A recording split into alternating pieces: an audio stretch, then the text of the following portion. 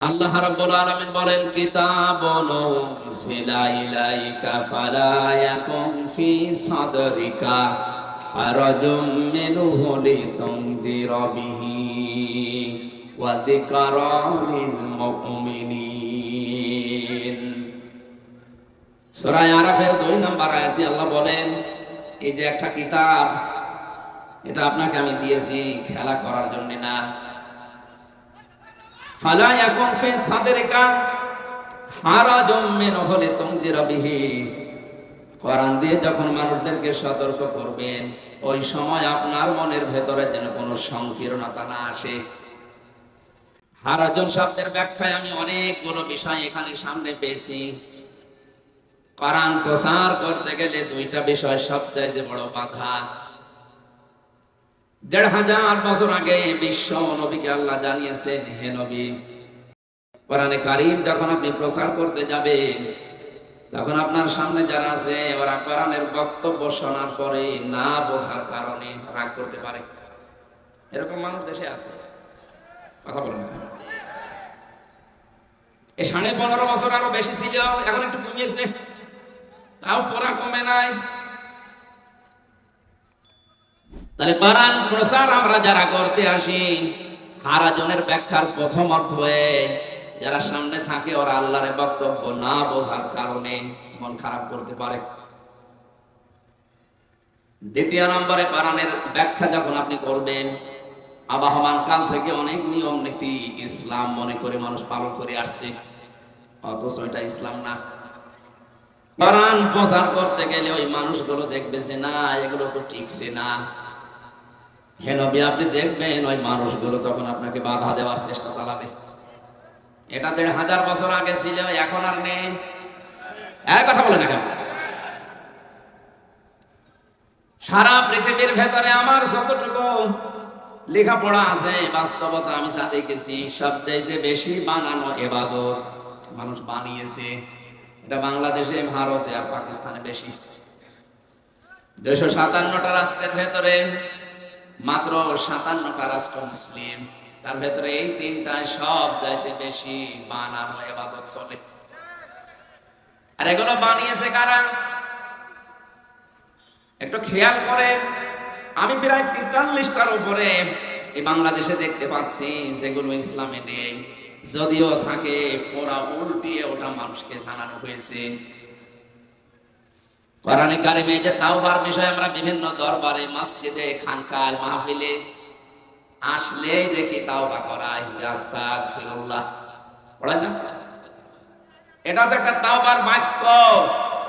কোন মানুষ যদি তাওবা করতে চায়, কমপক্ষে তাকে ৩টা বিষয় স্মরণ রাখা লাগবে, 2টা মানা লাগবে শর্ত, একটা সময়ের আগে। ভালো করে খেয়াল করেন, আল্লাহ রাব্বুল আলামিন বলেন, কুল ইয়া ইবাদিয়াল্লাযীনা আসরাফু আলা আনফুসিহিম লা তাকনাতু মির রাহমাতিল্লাহ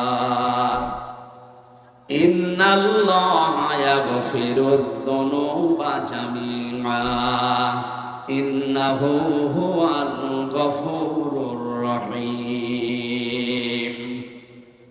সূরা জুমারের ৫৩ নম্বর আয়াতে আছে, হে নবী, আমার বান্দাদেরকে বলে দেন যারা নফসের উপরে জুলুম করে মন মতো চলতে গিয়ে জীবনটা নষ্ট করে ফেলেছেন, এখন আর আশার আলো সামনে নেই, হতাশা ভরে গেছে জীবনে, আল্লাহর রহমত থেকে আপনারা নৈরাশ হবেন না, আল্লাহর রহমত থেকে দূরে চলে যাবেন না। অবশ্যই আমি আল্লাহ জীবনের সব অপরাধ মাফ করতে সক্ষম, সে ক্ষমতা আল্লাহর এখন নেই। শব্দের দিকে খেয়াল করেন, ইন্নাল্লাহা, অবশ্যই আমি আল্লাহ, ইয়াগফিরুয যুনুবা, জাম্বনের বহুবচন যুনুব, এরপরে আবার জামিআ দিয়েছেন। একটা গুনাহ আমি রাখবো না, কিন্তু আমার রহমত থেকে নৈরাশ হওয়া যাবে না।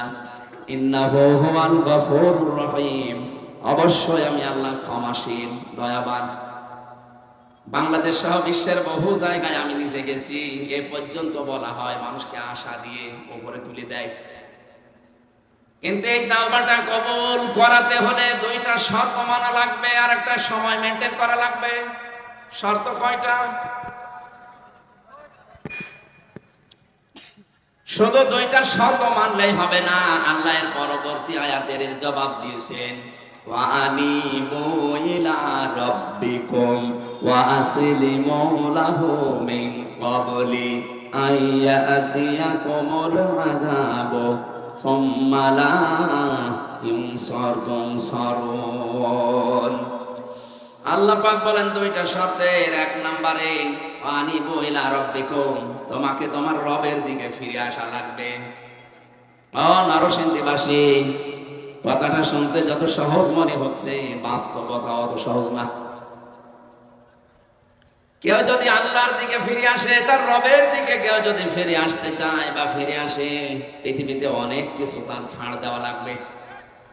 কথা বোঝে নাকি? আন্দাজে ঠিক বলবেন।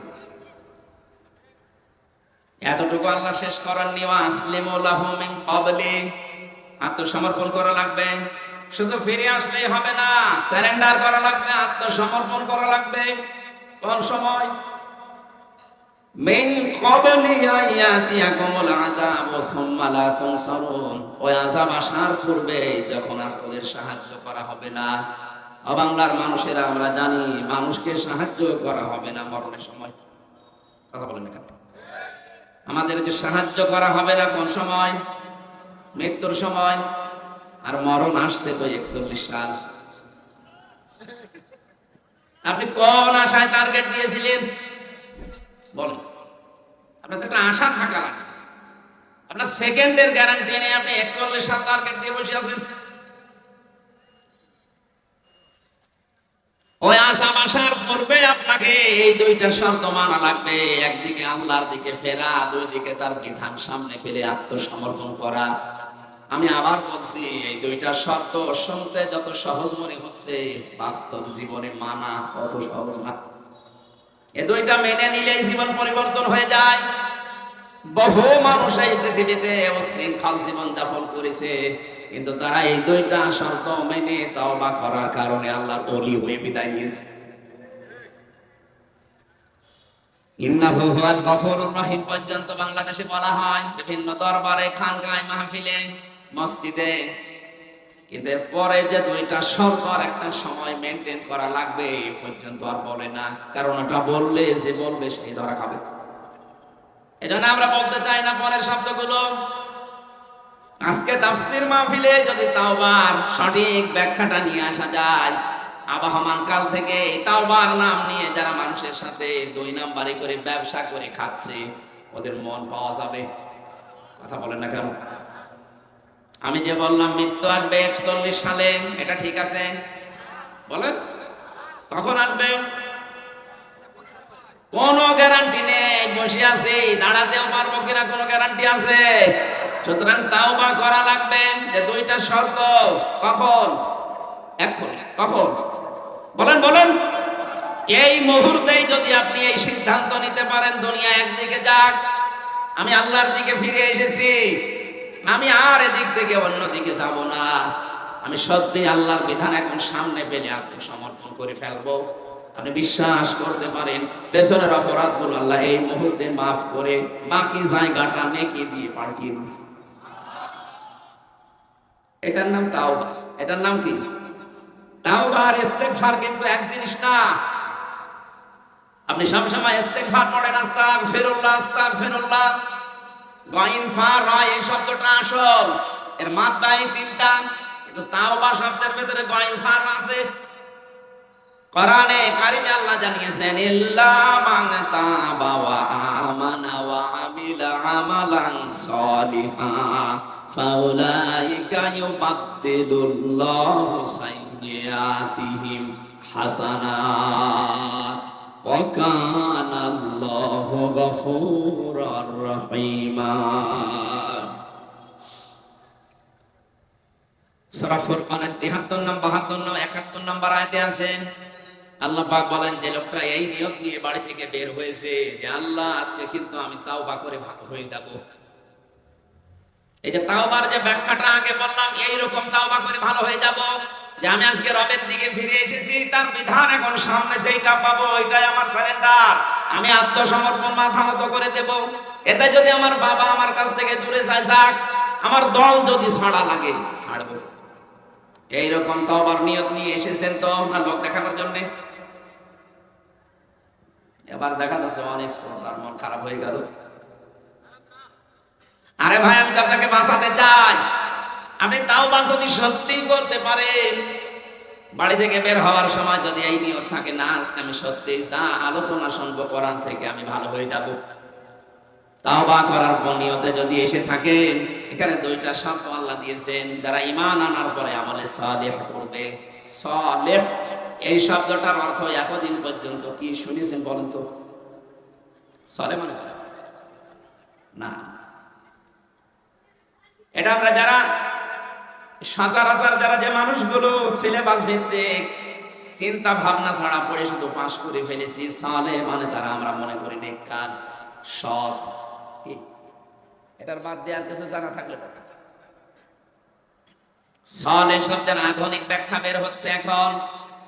যে মানুষগুলো এখন আধুনিক ভাবে তাফসীর লিখছে, এখানে সালেহ মানে শুধু সৎ না, শুধু নেক কাজ না। সালেহ শব্দের আসল অর্থ হচ্ছে যোগ্যতা, যোগ্য। এটা এই বাংলাদেশে বহু সৎ মানুষ ছিল, এখনো আছে, কিন্তু যোগ্যতা সম্পন্ন মানুষের অভাব। এই কারণে ওই বিভাগটা দুর্নীতি মুক্ত করা সম্ভব হয়নি। যে সমস্ত জায়গাগুলোতে সৎ হবে এবং যোগ্য হবে, সেখানে দেখবেন আপনি ওই জায়গাটা পুরোপুরি সঠিকভাবে কার্যকারী ভূমিকা পালন করবে। বাংলাদেশে এর আগে আমরা বহু বাস্তবতা টের পেয়েছি। আমি মতিউর রহমান নিজামী রহমতুল্লাহ আলাইহির নামটা নিলাম, কারণ এর যে মন্ত্রণালয়গুলো চালিয়েছিলেন, বাংলাদেশে একটাই মন্ত্রী যিনি মন্ত্রণালয় চালানোর পরে বাকি টাকা ফেরত দিয়েছেন। বাংলাদেশে আমি বাংলাদেশে না ইতিহাসেও পাইনি। এই বাংলার যে 53 বছরের ইতিহাস, কোন মন্ত্রণালয় চালানোর পরে বাকি টাকা ফেরত দিয়েছে ইতিহাসে তো পড়িও নি, কোনদিন দেখিও নি। এটা বাস্তবে আমরা দেখেছি। এ লোকটা সৎ, 2 নম্বরে যোগ্য। এইরকম মানুষ তৈরি করা লাগবে। আমি যদি সত্যি ঈমান এনে থাকি, ঈমানের দাবি অনুযায়ী আমার যদি যোগ্যতা তৈরি হয়, তাহলে আমার পেছনের অপরাধগুলো আল্লাহ শুধু মাফ করে দিবে না, ওই জায়গাটা পুরা নেকি দিয়ে আল্লাহ পাল্টিয়ে দেবে। আল্লাহ এখানে ফা দিয়ে বক্তব্য দিয়েছেন, ফাউলাইকা। আল্লাহ যেন তার কুদরতের আঙ্গুল এইভাবে আমাদের দিকে ইশারা দিয়েছে, ওই নরসিংদীর মানুষেরা এইভাবে যেন দেখাচ্ছে যে এই মানুষগুলো ইউবাদদিলুল্লাহ বাদদালা ইউবাদদিলু তাবদিলান ফাহুয়া মুবাদদিলুন। এটা মোসারে বর্তমান ভবিষ্যৎ, প্রেজেন্ট ফিউচার। সত্যি যদি বাড়ি থেকে এই নিয়তে এসে থাকেন যে না যা হয় হোক, আজকে আমি তাফসীর মাহফিলে যাচ্ছি, আমি ভালো হয়ে যাব, এই নিয়ত আছে তো? বলেন বলেন। আমাদের জন্য সাইয়্যাত বহু বছর, হাসানাত বহু বছর। আমার এই 32 বছর জীবনের একটা গুনাহ আজকে আর থাকবে না, পেছনের সব গুনাহগুলো আল্লাহ পরিবর্তন করে নেকি দিয়ে ভরাট করে দেবে। তাওবার নিয়মটা এভাবে আমরা বলি না। এরকম 43টা বিষয় আমি এই দেশে পেয়েছি। এগুলো যখন কোরআন দিয়ে বলতে যাবেন, এতদিন পর্যন্ত যারা এই আগের যে তাওবা শুধু পড়িয়ে দিতাম আস্তাগফিরুল্লাহ সকালে 100 বার, সারাদিন চলছে আকাম, আবার বিকাল বেলা 100 বার আস্তাগফিরুল্লাহ। কি হলো? আপনি বললেন কি আর করছেন কি? আস্তাগফিরুল্লাহ আস্তাগফিরুল্লাহ ওয়া আতুবু ইলাইহি, এটা পড়লে মানুষকে আল্লাহ 3টা জিনিস দেন। 1 নম্বরে পৃথিবীতে তার টেনশন যেটা আল্লাহ এটা দূর করে দেয়। 2 নম্বর ওর রিজিকের অভাব আল্লাহ দূর করে দেয়। 3 নম্বর এই মানুষের চেহারার ভেতরে একটা নূর আল্লাহ তৈরি করে দেয়। কিন্তু তাওবা করলে ওইটা না। সত্যিই যদি কেউ তাওবা করে, ওর জীবনের অপরাধ আল্লাহ শুধু মাফ করে না, ওই পুরা মাফ করার পরে জায়গাটা ফাঁকা হয়ে গেলে নেকি দিয়ে ভরাট করে দেয়। এই জন্য তাওবার ব্যাখ্যা, জিকিরের ব্যাখ্যা, সুদের ব্যাখ্যা, ঘুষের ব্যাখ্যা, শিরিকের ব্যাখ্যা, এগুলো যদি সঠিকভাবে কোরআন দিয়ে তুলে ধরা যায়, যে মানুষগুলো এতদিন আন্দাজে ইবাদত বানিয়ে বানিয়ে করেছে, ওইগুলো তো টিকবে না। ওই মানুষগুলো তখন মন খারাপ করবে, রাগ করবে, এমনকি আমাকে আসতে তারা বাধাও দিতে পারে। হারজনের ব্যাখ্যা এই 2টা। সুতরাং আমরা যারা এসেছি আল্লাহ তাদেরকে আগেই জানিয়েছেন, হারাজম মিনহু লিতুনযিরা বিহি, কোরআন দিয়ে সতর্কবাণী উচ্চারণ করতে গেলে আপনি যেন আবার ভয় পাবেন না। এখানে লিসাদেরিকা, আপনার অন্তরের ভেতরে কোনো সংকীর্ণতা, দ্বিধা, দ্বন্দ্ব, ভয়, ভীতি, সংশয়, সন্দেহ এগুলো যেন কাজ না করে। আপনি নির্দ্বিধায় আল্লাহর কথাকে 100% সত্য বলে প্রচার করেন। ওলিল হাক্কু মির রাব্বিকুম ফামান শাআ ফালিউমিন ওয়া মান শাআ ফালিয়াকফুর। হে নবী, হক কথাগুলো বলবেন, যার ইচ্ছা হয় সে কবুল করবে, যার ইচ্ছা হয় সে নাফরমানি করবে।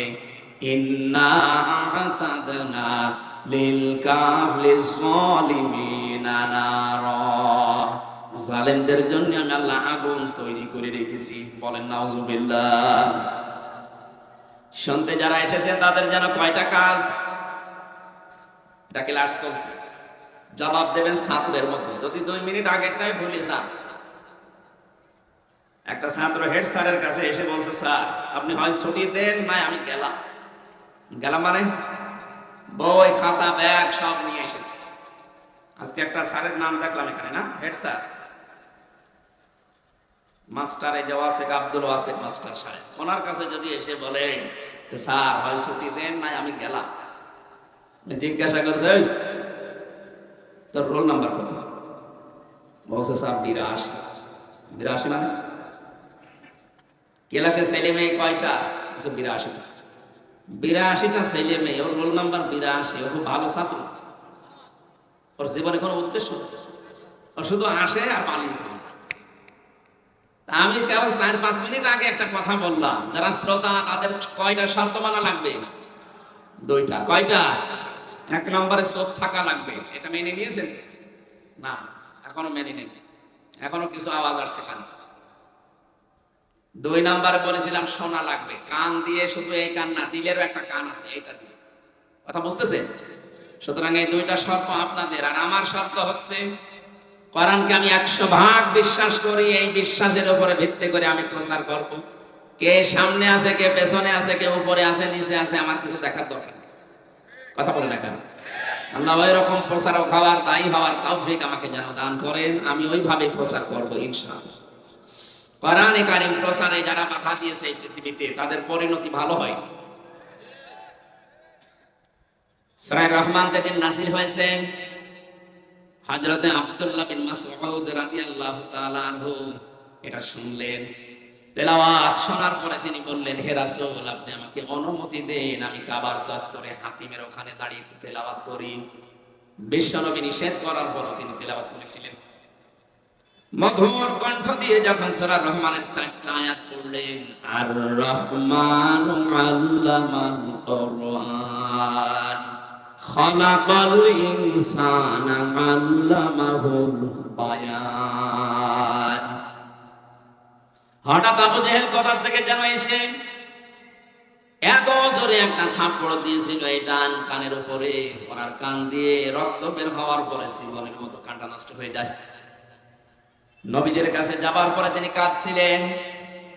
বিশ্ব নবী মুহাম্মদুর রাসূলুল্লাহর এই অবস্থা দেখে তিনি নিজেও কাঁদলেন। ফেরেশতা জিবরাইল ওই সময় আকাশ থেকে দৃশ্য দেখে দেখে তিনি কেঁদেছিলেন। এ পর্যন্ত বলার পরে আমার একটা বাস্তবতা আছে সামনে।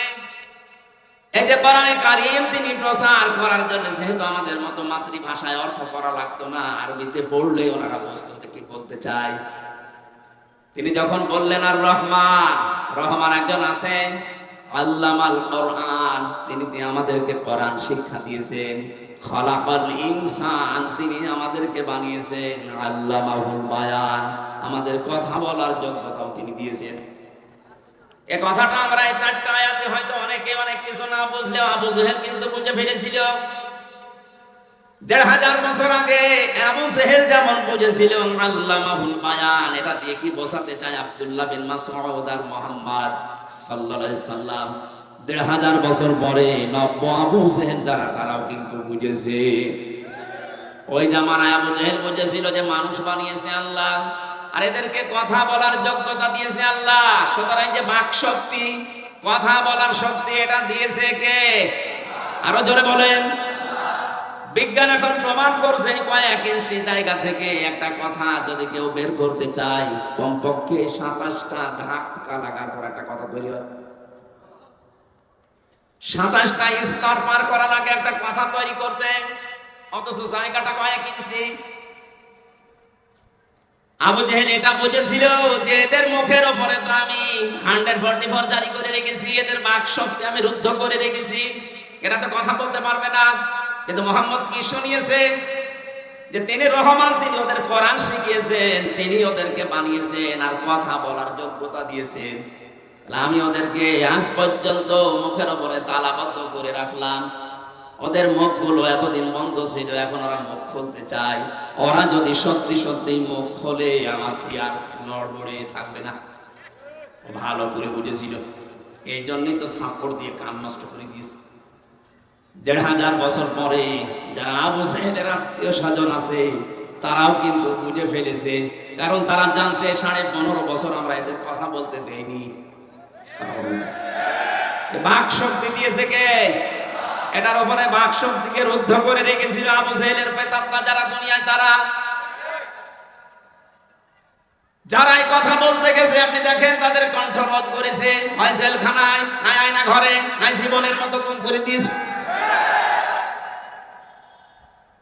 বেশ ভালোভাবে বুঝেছে এরা। আবু জাহেল যেমন জানতো যে আমার সিয়ার অবৈধ সিয়ার, এরাও জানে যে আমাদের সিয়ার অবৈধ। মানুষ যদি সত্যিই মুখ খোলা আরম্ভ করে তাহলে আমাদের সিয়ার থাকার কথা না, এই জন্যই এত বাধা। হযরত আব্দুল্লাহ বিন মাসউদের এই কান্না দেখে বদরের ময়দানে আল্লাহ এই সৎটা আনিয়েছিলেন। এই লোকটাকে যখন মাজ এবং মুআওয়াজ রাদিয়াল্লাহু তাআলা আনহুমা দুইজন পিটিয়ে হাতটা বাড়িদা ঠান্ডা বরফ করে রেখেছে, খেজুরের ডাল দিয়েছিল তার মাছ উঠতে যাওয়ার সময়, ওইটা দিয়ে দুই ভাই এত পিটানো পিটিয়েছে যে একেবারে ঠান্ডা ফ্রিজ মার্কা হয়ে পড়িয়াছে, নড়াচড়া নেই। আব্দুল্লাহ বিন মাসউদ রাদিয়াল্লাহু তাআলা আনহু জিহাদের ময়দানের পরে শেষ হয়ে গেল, যখন তিনি দেখতে গেলেন কাফেরদের লাশগুলো, যে দেখে কাফেররা সব পড়িয়াছে। 70 জন ওই সময় হত্যা হয়েছিল কাফেরদের, 14 জন বড় বড় কাফের লিডার যারা, কেউ উল্টিয়ে পাল্টিয়ে পড়িয়াছে, লাশ উঁচু করে দেখছে না। আবু জাহেল কোনটা গো? খুঁজতে খুঁজতে যে দেখে জানতা আবু জাহেল না। বারবার তাকে দাওয়াত দিয়েছে, প্রথমে একবার, দুইবার, তিনবার দাওয়াত দেওয়ার পরে আবু জাহেল এই কথা বলেছিল যে মুহাম্মদ তোদেরকে জাদু করেছে, আমার পর্যন্ত আসতে পারে না। যাদের কপালে হেদায়েত নেই এই মানুষগুলোকে আল্লাহ উগ্র করে দেয়। কথা বুঝতেছে? যে মানুষগুলো অত্যাচারিত, অত্যাচারী হয়, এই মানুষগুলোর প্রতি তাম পৃথিবীর সৃষ্টিতে যারা আছে তাদের প্রতি আল্লাহ একটা ঘৃণা তৈরি করে দেয়। যারা অত্যাচারী তাদের উপরে মানুষের এমনিতে আল্লাহ একটা ঘৃণা পয়দা করে দেয়। দ্বিতীয় নম্বরে যারা অত্যাচারী, যারা স্বৈরাচারী, যারা জালেম, এই মানুষগুলোকে আল্লাহ হেদায়েত থেকে বঞ্চিত করে দেয়, তখন এরা উগ্র হয়ে যায়। আজ তাকান এই বিশ্বের দিকে, যারা সত্যি অত্যাচারী, যারা সত্যি জালেম, যারা সত্যি স্বৈরাচারী, এই মানুষগুলোর প্রতি তাম পৃথিবীর সৃষ্টির ভেতরে আল্লাহ এক প্রকার ঘৃণা তৈরি করে দিয়েছে। আমি তো এইটাই দেখতে পাই। কয়েকদিন আগে সৌদি আরবে গিয়েছিলাম, মদিনার বাসিন্দা লোকটা, ওনারে নিয়ে আমি বদরের ময়দানে যাচ্ছিলাম। আমারে বলছে হাজি হল হজ্জা তাই না বিলাদুকা, ও হাজি দেশ কোথায়? জি তুমি বাংলাদেশ। বাংলাদেশ থেকে এসেছি। আমারে বলছে হাজি হারামি। হারাম মানে আমার হারামি বলে নাই, কথা বুঝতেছি? ও আমারে বোঝাতে চাচ্ছে ওর ভাষা দিয়ে যে তোদের দেশে যে দায়িত্ব ছিল ও একটা হারামি, অথচ জীবনে ও দেখেনি, খালি ছবিতে দেখেছে। কোথায়? 6000 কিলোমিটার দূরে তার বাড়ি, 6000 কিলোমিটার। এত দূরে বাড়ি হওয়ার পর ওই লোকটার মনের ভেতরে ঘৃণা তৈরি করে দিয়েছে জালেমের উপরে। কে? এই নামটাকে আল্লাহ একটা গালি বানিয়ে দিয়েছে। কারণ জালেমদের যে 9টা ক্ষতি হবে তার প্রথম নাম্বারে জালেমদের ক্ষতি এই মানুষগুলোর প্রতি আল্লাহর সৃষ্টি জগতের একটা ঘৃণা তৈরি হয়। 2 নাম্বারে জালেমরা উগ্র হয়। 3 নাম্বারে আল্লাহ পাক জালেমদেরকে হেদায়েত থেকে চিরবঞ্চিত করে দেয়। 4 নাম্বারে আল্লাহ নিজে জালেমদের বিরুদ্ধে মামলা দায়ের করে। এটা আমি বানালাম। সূরা শূরা 25 নাম্বার পারা 6 নাম্বার পৃষ্ঠার 13 নাম্বার লাইনের 42 নাম্বার আয়াতের প্রথম অংশে আছে, ইন্নামাস সাবিলু আলাল্লাযীনা ইয়াযলিমুনান নাস। অবশ্যই আমি আল্লাহ মামলা দায়ের করব ওই মানুষগুলোর বিরুদ্ধে যারা মানুষ হয়ে মানুষের উপরে জুলুম করেছে। অর্থ হয়েছে না? না, অর্থ হয় না। এখানে যে সভাপতি সহসভাপতি আলেমের নাম দেখছি, কই তারা কই? আমি যদি ভুল করি আপনার তো একটু বলে দেওয়া দরকার ছিল। শব্দটা ইয়াজলিমুন এটা মোসারে, অতীতের শব্দ আল্লাহ দেয়নি। বর্তমান, ভবিষ্যৎ, প্রেজেন্ট, ফিউচার, পরের শব্দটা আল্লাহ ইয়াজলিমুন আল মুসলিমুন দেয়নি, দিয়েছে ইয়াজলিমুন আন নাস। মানুষ হয়ে যারা মানুষের উপরে অত্যাচার করছে, ভবিষ্যতেও যারা করবে, এটা ভবিষ্যৎ মানে কিয়ামত পর্যন্ত, তারা কিন্তু হামজার মামলার আসামি না, তারা মামলার আসামি কার? সুতরাং এই 15.5 বছরে যারা জনগণের উপরে জুলুম করেছেন, অত্যাচার করেছেন, আয়না ঘরে নিয়ে, গম করে, জেলে নিয়ে, ফাঁসির কন্ডেম সেলের ভেতরে, তারা আল্লাহর মামলার আসামি। কি আপনার ভয় লাগছে? কোনো ভয় নেই, এরা আল্লাহর মামলার আসামি। কিয়ামতে আল্লাহ নিজে বিচারক, নিজেই মামলার বাদী। এই জন্য এই মানুষগুলো দেখবেন এখনো পর্যন্ত কোনো পরিবর্তন নেই, এখনো উগ্র, এখনো পর্যন্ত এরা উগ্র। এদের কথাবার্তারাই দেখবেন উগ্র।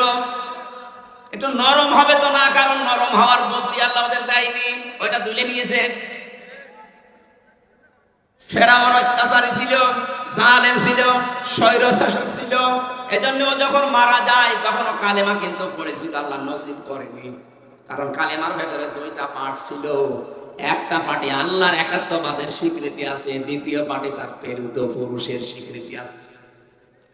ফেরাউন দিয়েছিল শুধু আল্লাহর স্বীকৃতি, আন্নাহু লা ইলাহা ইল্লাল্লাযী আমানাত বিহি বানু ইসরাঈল ওয়া আনা মিনাল মুসলিমিন। সূরা ইউনূসের 90 নম্বর আয়াতের শেষের দিকে আছে, ফেরাউন বলেছিল আমি ঈমান আনলাম, ওই আল্লাহর উপরে ঈমান এনেছি যার উপরে বনি ইসরাঈলরা ঈমান এনেছে। কিন্তু ওই জামানার যিনি প্রেরিত পুরুষ ছিলেন, আল্লাহর পক্ষ থেকে যিনি নবী আর রাসূল হয়ে এসেছিলেন, তার স্বীকৃতি ফেরাউন দেয়নি। কথা বলে না কেন? ও কি বলেছিল লা ইলাহা ইল্লাল্লাহ মুসা কালিমুল্লাহ? বলে না।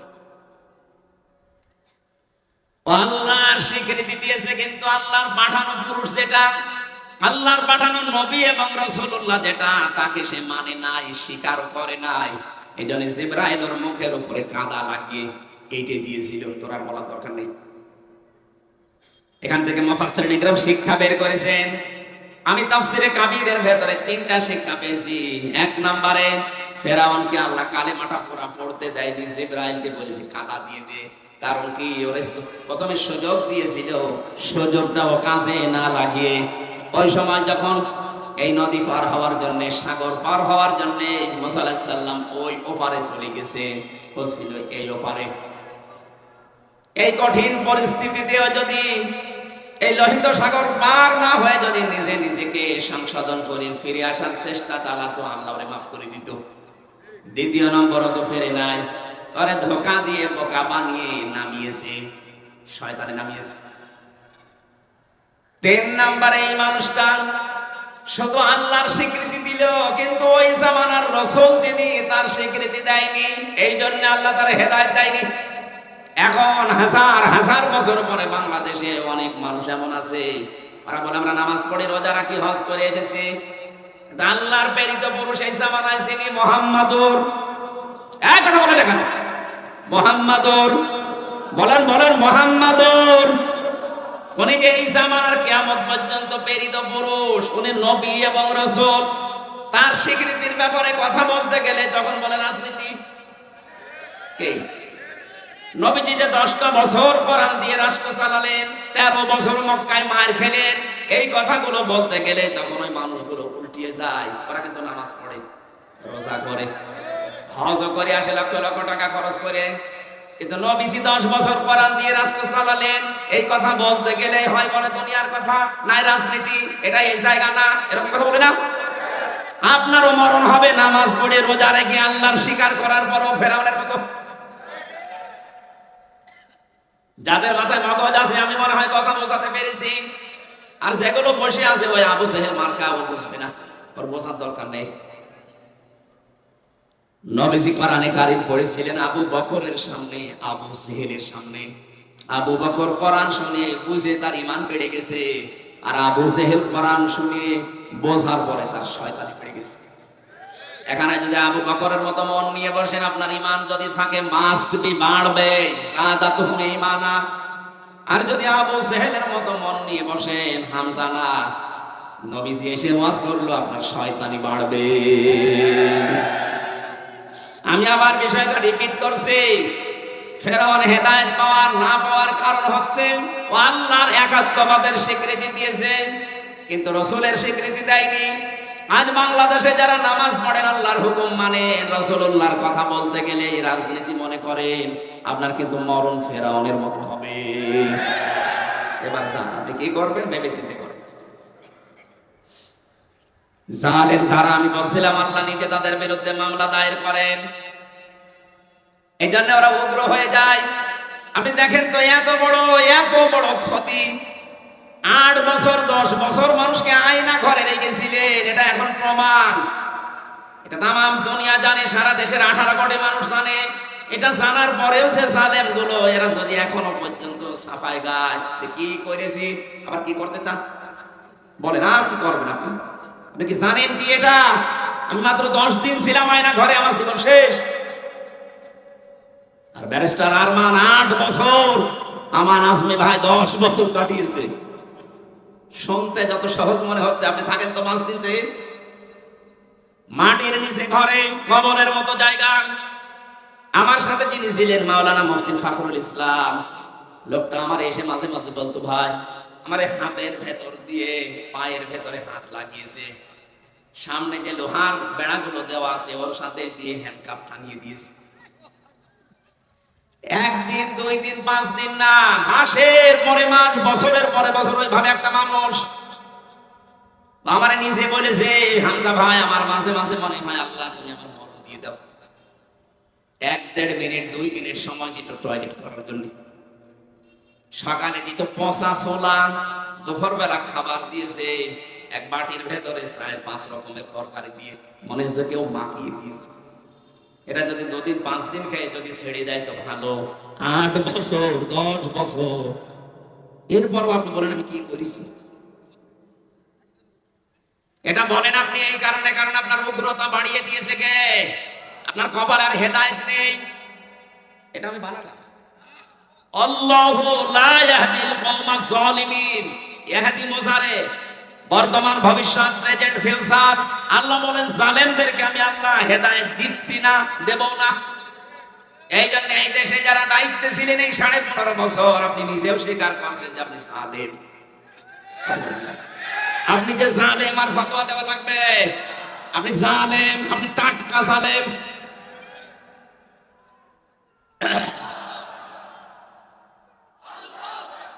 আলহামদুলিল্লাহ।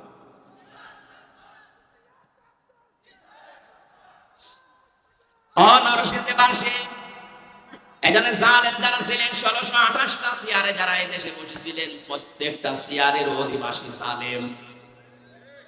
একেবারে ওই যে পালিয়েছে ওইটা থেকে শুরু করে এই উপজেলা চেয়ারম্যান পর্যন্ত, আপনি হিসাব করেন 1628টা হয়, আমি হিসাব করে পেয়েছি 1628টা প্রত্যেকটা জালেম এবং জালেমদের দোষর। এরা যতদিন পর্যন্ত থাকবেন এদেশে এখনো পর্যন্ত শান্ত শিষ্ট হবে না, নিরাপত্তায় থাকতে পারবেন না। এই জন্য সংস্কার করার জন্য যেহেতু ছেলে মেয়েরা জীবন দিয়েছে, আমরা চাই অতি তাড়াতাড়ি চেয়ারগুলো সংস্কার হোক। পূর্বে কোন জালেম যেন চেয়ারে থাকতে না পারে। বৈষম্যের শিকার হয়ে 15.5 বছর যারা এতদিন বাইরে ছিল তাদেরকে নিয়ে চেয়ার পরিপূর্ণ করেন।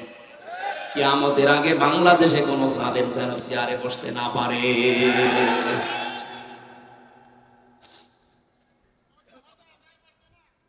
আমার ভাইরা, আমি কাউকে ইন্ডিকেট করে কারো উপরে রাগ করে বলছেন, আমি নিজে যেহেতু ভুক্তভোগী, আমি 3টা বছর ফাঁসির কন্ডেম সেলের ভেতরে একবারে যোগাযোগ বিচ্ছিন্ন অবস্থায় ছিলাম। অথচ আমার যে মামলা দিয়েছিল একটা মূল্য চুরি মামলা, হয়তো আমার সাজা লাগিয়ে দিত, তাও 3 মাসের বেশি আমার জেল খাটাতে পারে না, তা তো আন্দাজে। কিন্তু বিনা কারণে 3টা বছর আর ওই রিমান্ডের ওই দিনগুলো আমার জীবন থেকে ওরা নষ্ট করে দিল। আমার যে ক্ষতি করেছে আমার পরিবারের, আমার বাবার, আমার মায়ের, আমার ওই ছোট্ট 2টা মেয়ের, আমরা যদি ওনাকে মাফ না করি আল্লাহ মাফ করবে না। আমার মামলার সাথে যারা টপ টু বটন জড়িত, আমার মামলার আইন থেকে শুরু করে একেবারে যিনি অর্ডার দিতেন, এই লোকটা পর্যন্ত যারা জড়িত, আমি আমার ইমান থেকে বলছি আমি একজনকেও মাফ করিনি, করব না। আমি মাফ করবো আগে আমার মতো 3 বছর এভাবে কষ্ট পাক তারা, তারপরে মাফ আছে। ব্যারিস্টার আরমান ভাইয়ের জন্য 8 বছর আপনাকে আয়না ঘরে থাকা লাগবে, আর আমার জন্য 3 বছর, 11 বছর। আপনি 11 বছর আগে মাটির নিচে থাকেন, এরপরে বের হবেন। আমি জানি 11 বছর পার হলে আপনি আর কিয়ামতের আগে জমিনে উঠতে পারবেন না। বয়স এখন যা, আর ওঠার কথা, জীবনের মতো কবরে থাকবে, কবরেই থাকবে। কেমন জালেম যেগুলো আছে সবার অবস্থায় একই। মাঝে মাঝে জালেমরা একটু মুখ বের করছে আর কট খাচ্ছে, কথা বলছেন এখানে। এখনো কিছু চিহ্নিত জালেম আছে যেগুলো কট খাওয়া দরকার, তার ভেতরে পাশের জেলা কিশোর করছেন হাওয়ানকেল, নাম হয়ে গেছে 3 ইঞ্চি। আমার মনে হয় ওই জেলা এখন বিয়ে দিয়ে মানুষ বন্ধ করে দেবে, কারণ অনেকেই মনে করো জেলা কয় ইঞ্চি, যদিও সবার না। আর একজন ছিল টাটকা নির্ভেজাল কোলাঙ্গার, এই যে বিপ্লব, এ কথা বললেই শুধু ইসলামের বিরুদ্ধে, মুসলমানদের বিরুদ্ধে, অথচ 96% মুসলমানের বুকের উপরে দাঁড়িয়ে ওই ইসলাম নিয়ে কটূক্তি করত। এই কথা বলে না কেন? শয়তান নাকি পরশুদিন পালিয়েছে লালমনিরহাট বর্ডার দিয়ে, পালালো কি করে? শুনলাম নাকি 1,00,000-1.5 লক্ষ টাকা দিয়ে বলেছে আমার সাথে তার কাটা পার করে দে। পাগল গ্রাম্য মানুষ ছাতা পার করে দিয়েছে। আমরা চাই কোন সালের জানারে দেশ থেকে পালাতে না পারে, যেগুলো পালিয়েছে ইন্টারপোলের মাধ্যমে সব নিয়ে আসেন। এদেশের বাংলার জনগণেরা আবু সাইদকে যেভাবে, মুগ্ধকে যেভাবে বিদায় করেছে, আমরা ওইভাবে ওদেরও বিদায় করতে চাই।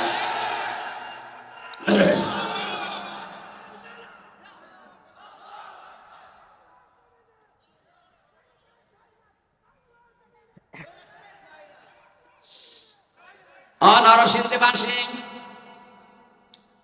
বিশ্বনবী মুহাম্মদুর রাসূলুল্লাহর সাহাবী বারবার বললেন, তোমাকে আমি চেষ্টা চালাতে বলি আর তুমি গালি দাও মুহাম্মদকে। চলে গেলেন নবীজির তাবুর কাছে, আবার ফিরে এসে দাওয়াত দিলেন, আবার বললেন একটু পড়ো কালেমাটা। আবু জেহেল একই কথা বলছে, আব্দুল্লাহর বেটা মুহাম্মদ তোদেরকে জাদু করেছে, আমারে করতে পারে নাই। আমি যদি ওরে এখনো পর্যন্ত পাই, অপমানজনক কথা বলার পরে সঙ্গে সঙ্গে হযরত ইবনে মাসউদ বলে, দেখো এতক্ষণ তোমার সময় দিয়েছিলাম, তুমি তো সময় নাওনি, এমনকি আমার রাসূলকে আমার সামনে গালি দিলে, তোমারে আমি আর ছাড় দিতে চাই না, আর সময় দিতে পারি না।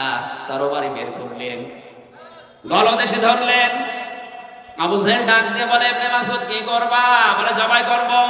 জবাই করো, কিন্তু আমার গলাটা একটু বড় করে কাটো, মানুষ যেন দেখে বসেছে নেতার মাথা। কত বড় শয়তান! এদের দশর যারা, এদেরও ঠিক অবস্থা একই, মরে যাচ্ছে, তারপরও বৃত্তি কমছে না। কথা বলে না কেন? এত বড় জুলুম করার পরও আপনার বুকের পাঠা কত বড়, এখনো পর্যন্ত বিক্ষোভ করেন। আপনি মানুষ। আপনার ছেলে আবু সাইদের মতো যদি ওই রকম হত্যা হতো, তখন টের পেতেন কি হয়েছে। আজকে একজন গেছে, এগুলো এরকম টেনশনে যাবে, চিন্তায় মরে যাবে, কারণ ওদের কাছে কোরআন নেই। আমাদেরও চিন্তা ছিল, কিন্তু আমাদের কাছে কোরআন ছিল। 3টা বছর আমি এই ফাঁসির কন্ডেম ছেড়ে শুধু কোরআন পড়ে কাটিয়েছি। ওরা কি পড়ে কাটাবে? ওরা টেনশনে হতাশায় মরে যাবে। আল্লাহ পাক বলেন আখাযনাহুম বাগতাতান ফাইদাহুম মুবলিসুন। সূরা নামের শেষের দিকে আছে, আমি আল্লাহ হঠাৎ করে এই জালেমদেরকে যখন হঠাৎ করে ধরি, এরা তখন হতাশ হয়ে পড়ে। এই মানুষগুলোর তখন আর দিক দাঁড়া ঠিক থাকে না। আমার তো মনে হচ্ছে 2024 সালের 5ই আগস্টে আল্লাহ নিজে জালেমদেরকে ধরেছেন। এই কারণে এরা হতাশ হয়ে গেছে। আপনি তাকান, প্রত্যেকের চেহারার ভেতরে এখন হতাশার ভাব। কয়েকদিন আগে যে লোকটা ভিডিওতে এই কথা বলেছিল যে শাপলা চত্বর আমরা 12টা থেকে 2টার ভেতরে পুরো সাফ করে দিয়েছি, সেই লোকটা এসলাসে দাঁড়িয়ে দাঁড়িয়ে এখন হাওমাও করে কাঁদছে। আমার কিছুদিন আগে মামলার হাসিরা ছিল, মামলা আমার মিটে গেছে আলহামদুলিল্লাহ। সেদিন হাসিরা দিতে গিয়ে দেখি ওই আল্লাহর ওলি হাজী সেলিম শিশুর মতো কাঁদছে। মাননীয় আদালত, তো কথা বলতে সেরকম পারে না, নৌকা বলতে কি হৌকা বলে ফেলে। অথচ 5 তারিখের আগে ওর কাপড় দেখে কে? ছাত্র জনতার উপরে নির্দেশ দিয়ে দিয়ে গুলি চালিয়েছে। আর এখন আদালতে দাঁড়িয়ে দাঁড়িয়ে হতাশার কান্না কাঁদতেছে। তোর কান্না শেষ হবে না মরণ পর্যন্ত। কারণ ফাইদাহুম মুবলিসুন, এ দায়িত্ব কার? এখানে একটা টান আছে, আখাযনাহুম বাগতাতান, আমি আল্লাহ তাদেরকে ধরেছি হঠাৎ করে। ওরা ভাবতেও পারে না যে দুপুরের খাবারটা আমি খেতে পারবো না। তারপরে না কেন? এই হিসাবে বলছি, শুধু ছাত্র জনতা না, আল্লাহ নিজে সরাসরি জালেমদেরকে ধরেছে।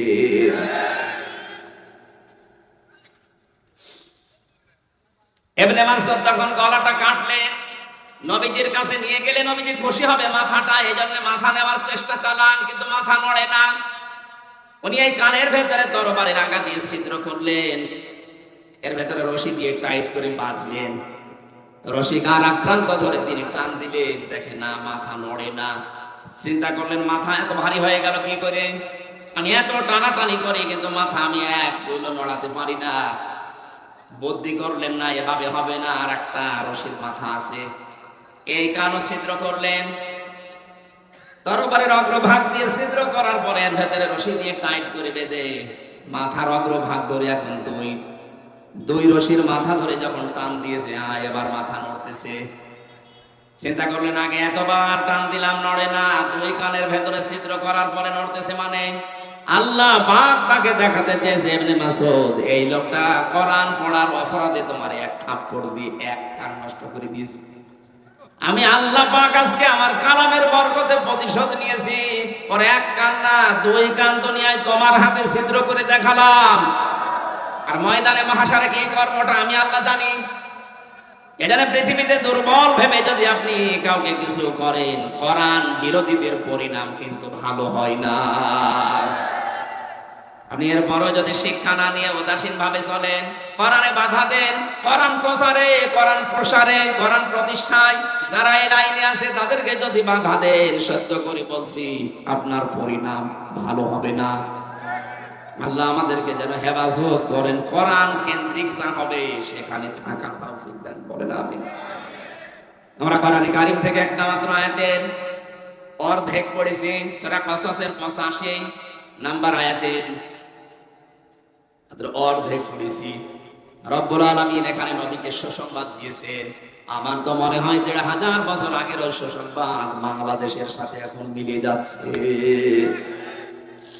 সূরা কাসাসে আল্লাহ প্রথমেই বর্ণনা দিয়েছেন ফেরাউন এবং মূসা নবীর কিছু কথাকে, এটা বাংলাদেশের সাথে মেলে। আমি এই জন্য বলছি, আল্লাহ পাক বলেন নাতলু আলাইকা মিন নাবাই মূসা ওয়া ফিরআউনা বিল হাক্কি লিকাওমিন ইউমিনুন।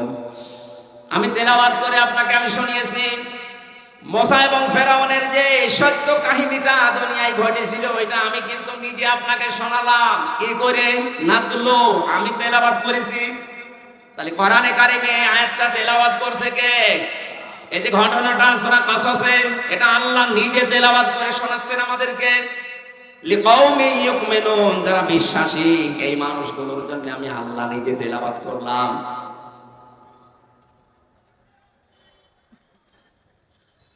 আল্লাহ রাব্বুল আলামিন এতটুকুই শেষ করেননি, এর পরবর্তী শব্দ যেটা ছিল, আল্লাহ পাক বলেন মুসা আলাইহিস সালামকে আমি ফেরাউনের যে দরবারে পাঠিয়েছিলাম তাদের এই কাহিনীটা কোরআনে কারিমে হাজার হাজার বছর পরে তুলে ধরলাম নবী আপনার কাছে। ইন্না ফিরআউনা আলা ফিল আরদি ওয়া জাআলা আহলাহা শিয়া'আন ইয়াস্তাযিফু তাইফাতাম মিনহুম ইউযাব্বিহু আবনাহুম ওয়া ইয়াস্তাহয়ী নিসাআহুম ইন্নাহু কানা মিনাল মুফসিদিন। একটু খেয়াল করে শুনবেন, আমি গতানুগতিক কথা বলি না, কোরআনের সাথে মিলাতে পারলে বলি। আল্লাহ পাক বলেন ইন্না ফিরআউনা আলা ফিল আরদি, জমিনে ফেরাউন নিজেকে পরাক্রমশালী মনে করেছিল। এটা হাজার হাজার হাজার বছর আগের কথা, অথচ বাংলাদেশে 2009 সাল থেকে 24 সাল পর্যন্ত ঠিক এইভাবেই যারা ছিল তারা একচ্ছত্র মালিকানা মনে করেছিল। এখানে শুধু আমার মনে হয় ইন্নার পরে ফেরাউন কেটে দিয়ে ওই নামটা বসিয়ে দিলে আয়াতটা কার্যকর ভূমিকা পালন করছে। আপনি মিলান, ইন্না ফিরআউনা আলা ফিল আরদি, অবশ্যই ফেরাউন নিজেকে পরাক্রমশালী মনে করেছিল তার দেশে, তার বলেন বলেন উনিও নিজের দেশে নিজেকে একক ছত্র মালিকানা মনে করেছিল। ওয়াজাআলা আহলাহা শিয়াআ, সে তার ওই দেশে মানুষদেরকে দলে বিদলে বিভক্ত করে করে দুর্বল করে রাখতো। এটা একটা পয়েন্ট। এই 14.5 বছরের দিকে তাকান, মানুষদেরকে দল বিদলে বিভক্ত করার পেছনে ভূমিকা পালন করেছি দাদারা, আর ওখান থেকে টিপস নিয়ে নিয়ে আমাদের ভেতরে এই পার্থক্য। আমরা স্ট্রোকে নিয়ে মারামারি করে দল আলাদা, আমরা জব্বা নিয়ে মারামারি করে দল আলাদা, আমিন জোরে বলা নিয়ে দল আলাদা। এগুলোর পেছনে ইহুদি খ্রিস্টান আর মুশরিকদের হাত আছে। ফেরাউন এটা করেছিল। আল্লাহ পাক বলেন ওর কাজ ছিল ওই দেশের পুরুষদেরকে সে মেরে ফেলতো আর মহিলাদেরকে সে বাঁচিয়ে রাখতো। এর দুইটা অর্থ হতে পারে, হয় পুরুষ বাচ্চাদেরকেও মেরেছিল, মেয়েদেরকে বাঁচিয়ে রেখেছিল ভোগ করার জন্য। 2 নম্বরে পুরুষদেরকে কর্মহীন করে মেয়েদেরকে কর্মসংস্থানে লাগিয়ে যার সন্তান তৈরি করার ফ্যাক্টরি বানিয়েছিল। আপনি দেখবেন যেই নারী নিজের সংসার বাদ দিয়ে বাইরে থাকে ওর নিজের স্বামীর চাইতে বসের উপরে ভালোবাসা বেশি। এক কথা বলেন না কেন? এটা মহিলা মেম্বার হয়, কি কাজ মহিলা মেম্বারে? 3 ওয়ার্ডে 3 জন পুরুষ মেম্বার আর 3 ওয়ার্ড মিলিয়ে 1 জন মহিলা মেম্বার। কি ক্ষমতা বলেন তো এদের! আমার দাদা চেয়ারম্যান ছিল অনেক দিন, সে ভোটে হোক বিনা ভোটে হোক তার ভোট নিয়ে হোক, আমি ওটা নাই বললাম। উনি প্রায় 21 বছরে 15 বছর তো আল্লাহর রাস্তায়, আর এর আগে একবার শুধু ভোটে হয়েছিল। দাদা ছিল, এরপরে চাচা ছিল, সব মিলে প্রায় 21 বছর ওরা কাটিয়েছে। দাদা আমার ওই সময় বাসা বেশি ছিল, আমি তখন জেলখানায় থাকতে, উনি মারা গেছে। ওনার ভাই ছিল চেয়ারম্যান আমাদের ইউনিয়নের, আমারে বলতে নাতি এই যে মেয়ে, আমি বললাম দাদা এই যে মহিলা মেম্বার হয় এদের কোনো কাজ আছে, কি করে এরা? আমার বলছে নাতি কে আর করবে, ওরা যখন সাজগোজ করে এই ইউনিয়নে আসে তখন ইউনিয়ন গরম হয়, তাছাড়া কোনো কাজ নেই ওদের, কি কাজ করবে? 2 জন মহিলার যদি ঝগড়া হয় একজনের কথা আরেকজন শোনে, একজন বলবে ও বউ তুই রাখ, তোর বিচার দরকার নেই। কি সিস্টেম চালু করেছিল, সব জায়গায় কোটা কোটা কোটা দিয়ে মেয়েদের অগ্রাধিকার দিয়ে এমন জায়গায় পৌঁছিয়েছে, নারী পুরুষের অবাধ মিলামেশা চালু করে দিয়ে ওই জায়গায় জেনার ফ্যাক্টরি বানিয়ে দিয়েছে। আমি নিচে নামতে পারলাম না, তাই দুঃখিত, এই অবস্থায় ছিল। বিশ্বনবী জানিয়েছেন ক্বালান নাবিয়্যু সাল্লাল্লাহু আলাইহি ওয়াসাল্লাম লা ইউফলিহা কওমুন, ওই জাতি কখনো সফল হতে পারে না যে জাতির নেতৃত্বে কোন নারী বসে। অথচ ইউনিয়ন থেকে শুরু করে একেবারে জায়গা পর্যন্ত সব নারী। মনে হচ্ছে ওরা রাজমিস্ত্রি আর আমরা শুকাইয়ে।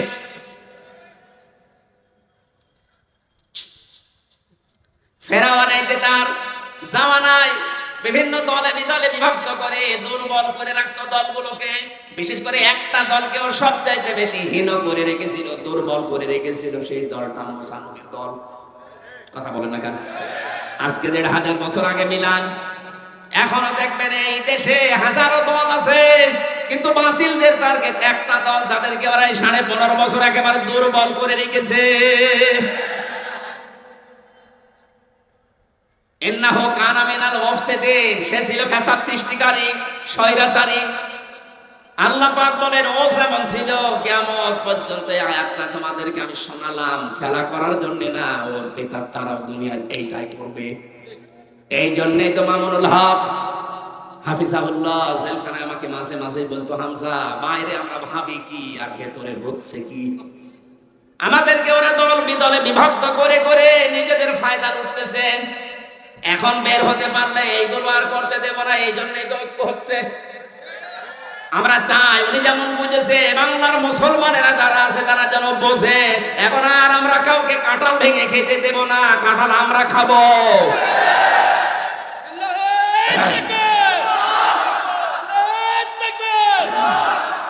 আল্লাহ রাব্বুল আলামিন বলেন নুরিদু আন নামুন্না আলাল্লাযীনা ইসতুদিফু ফিল আরদি ওয়া নাজআলাহুম আইম্মাতাও ওয়া নাজআলাহুমুল ওয়ারিসিন।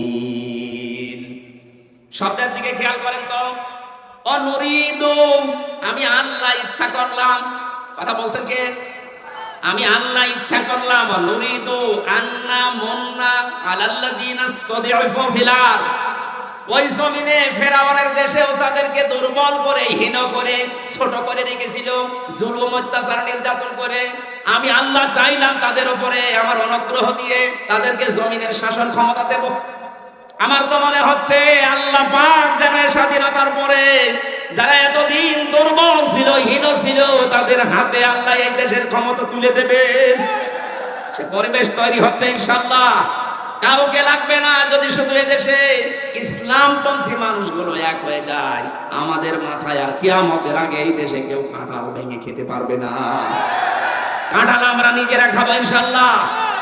আল্লাহ সবার শব্দের শেষের দিকে আছে ওয়া নাজআলাহুমুল ওয়ারিসিন, তাদেরকে আমি জমিনের মানুষের নেতা তো বানাবোই, শাসন ক্ষমতা দেবই, এবং জমিনের উত্তরাধিকারী, জমিনের নাজআলাহুমুল ওয়ারিসিন, আমি তাদেরকে জমিনের উত্তরাধিকারী বানাবো, মালিক বানিয়ে দেব। সামনে যদি এই পরিবেশটা আল্লাহ আমাদেরকে দান করে, এই আয়াতটা মিলে যাবে না, আর আল্লাহর আয়াত মিলবে, এইটাই বাস্তব। এর পরের আয়াতটা হচ্ছে অনুমাক্কিনা লাহুম ফিল আরদি, আল্লাহ বলেন আমি জমিনের ভেতরে এই মুসা নবীর দলকে নিজে তাদেরকে প্রতিষ্ঠা দান করেছিলাম, ক্ষমতা দিয়েছিলাম। অনুমাক্কিনা লাহুম ফিল আরদি, অনুরিয়া ফিরাউনা ওয়া হামানা ওয়া জুনুদাহুমা কানু খাতিন মা কানু ইয়াহদারুন। কেন আমি করলাম? ওই জামানায় মুসা আলাইহিস সালামকে কেন জমিনে প্রতিষ্ঠা দিলাম জানো? আমি ফেরাউনকে, হামানকে আর ওদের সৈন্যবাহিনীকে, দলের লোককে আমি দেখাতে চেয়েছি, ওরা যেটা ভয় পেত সেইটা আমি করে দেখিয়েছি। ওদের সবচাইতে বড় ভয় ছিল মুসা নবীর আবার প্রতিষ্ঠা হয়ে যেন না যায়। 15.5 বছরে জালেমদের সবচাইতে বড় ভয় এই দেশে যেন একামতে দিনের মানুষগুলো আসতে না পারে।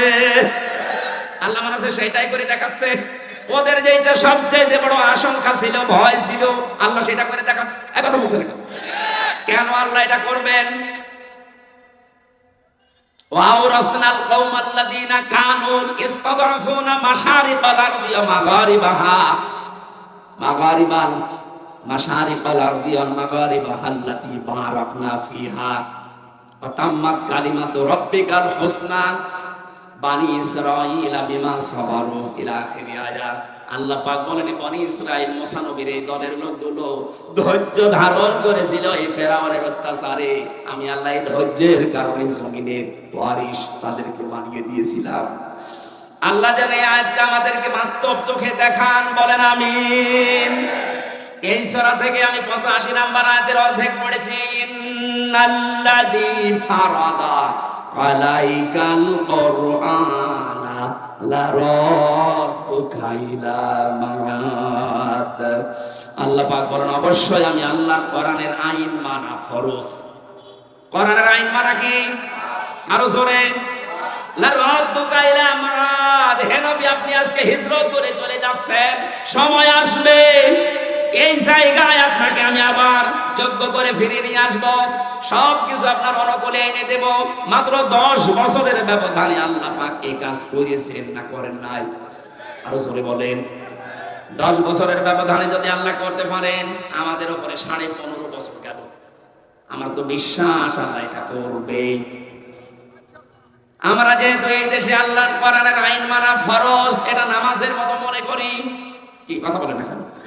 এদেশে একামতে দিন যারা পালন করে, যারা কায়েম করতে চায়, তাদের জিজ্ঞাসা করেন তো, এখানে যদি কেউ থাকে একজনকে বলেন তো কে সে কি চায় যে এদেশে জামাত প্রতিষ্ঠা হোক?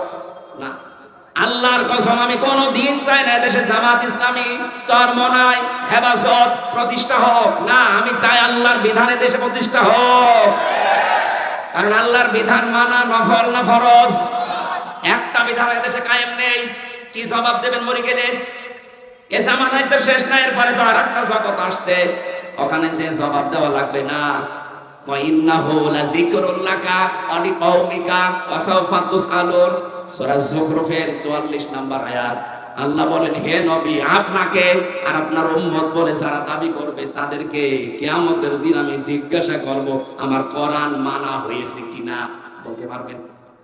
একটা আইন চলে না দেশে, 500 আইন আছে কোরআনের।